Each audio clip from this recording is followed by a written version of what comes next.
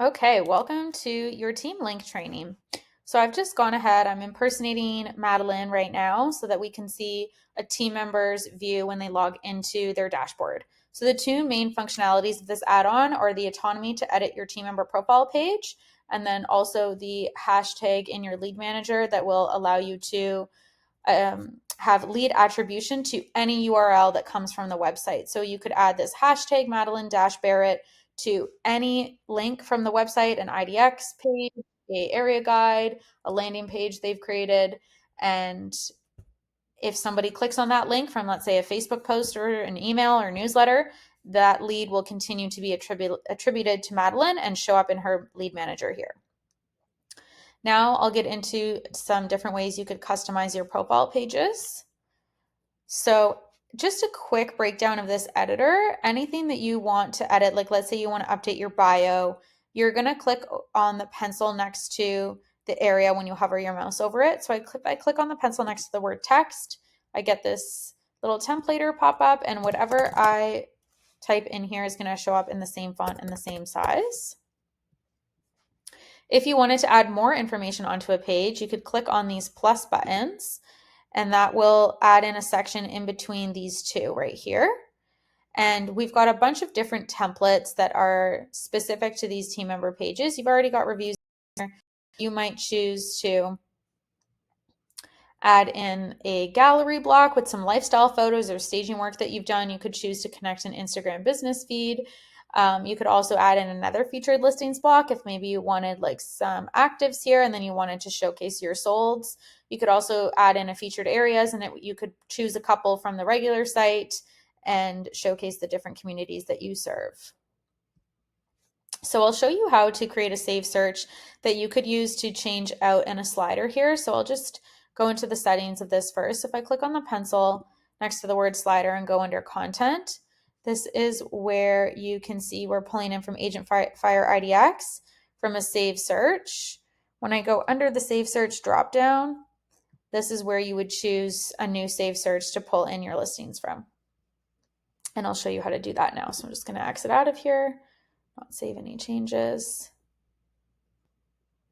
And I'm just going to add the word properties to the end of the URL to get me to a nice general search page.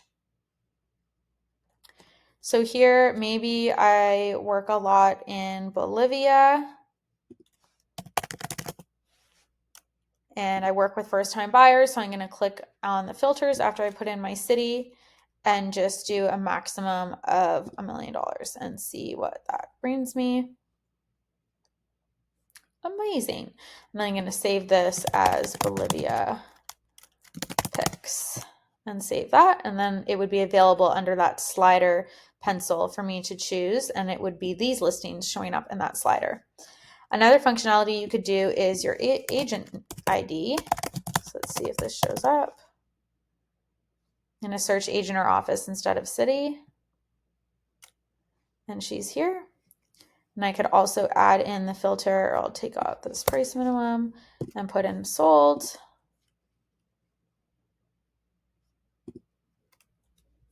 And I could save this as Madeline's solds. This would only be for listings, not anybody that you've represented the buyer with.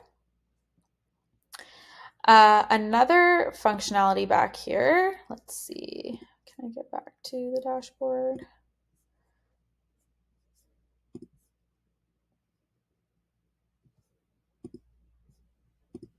Okay.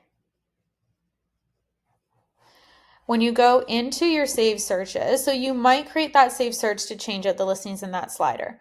Or perhaps you want to share them in a newsletter or a mass email campaign or any sort of other digital marketing you want to do. Like let's say every Monday you post like first time buyer picks, homes with a pool, new builds in Bolivia, something like that.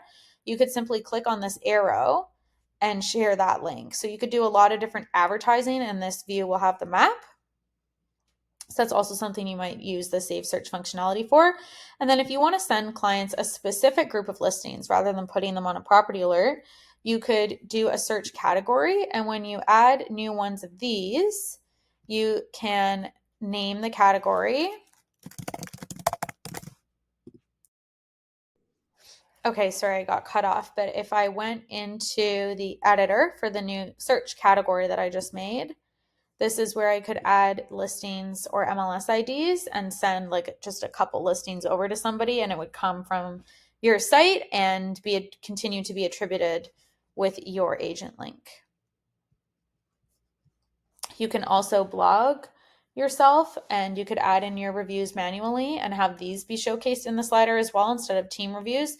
You could connect your Google business profile or your Zillow reviews and have those populate on your team member profile as well. And then Listings Hub is a single property landing page. So this is where you can come in and create landing pages for your listings. If it's live already on MLS, you could choose the Add from IDX button, or you can start from scratch and use the Create Custom.